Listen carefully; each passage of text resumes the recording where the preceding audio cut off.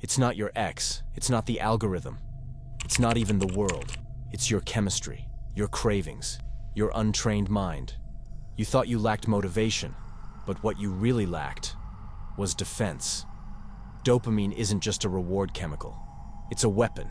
And right now, it's not in your hands, it's in theirs. You think you're free, but you flinch at silence. You can't sit still. You need a scroll, a reply, a fix. And the worst part? You still think it's normal. Because nobody told you that pleasure was designed to pacify you, to make you obedient, to keep you emotionally noisy. So you never gain clarity. This isn't about dopamine detox. This is about reclaiming your signal from the noise they built around you. You weren't born addicted. You were trained to be. The reward systems you carry today were designed by repetition, not truth. You trained your nervous system to associate pain with danger and comfort with safety. So now, you chase comfort like survival and run from structure like it's punishment. You call this freedom, but it's slavery dressed in instant relief. Scroll, react, click, go numb.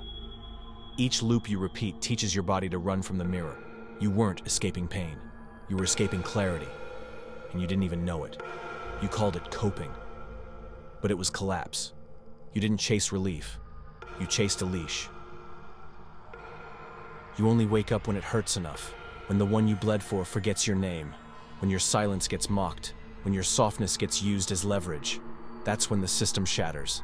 And in that moment, you realize it wasn't just about her. It was about you. You weren't heartbroken.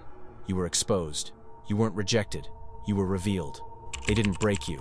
They mirrored your fragility. Because dopamine made you loud. And that loudness made you easy to read. You thought you were connecting, but you were bleeding in front of wolves. Now you know. Your emotions weren't your edge. They were your leash. So you stop explaining.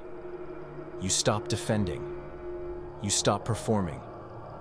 Not because you don't care, but because you finally understand the cost.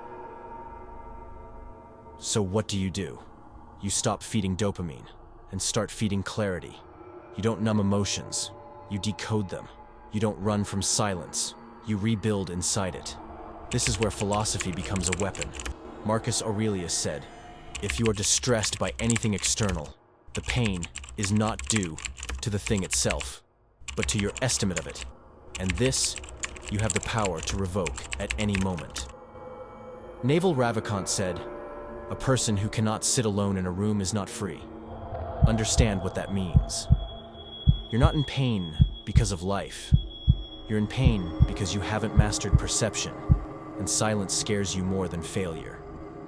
That ends now, because from this point forward, you are no longer your emotions. You are the one who observes them.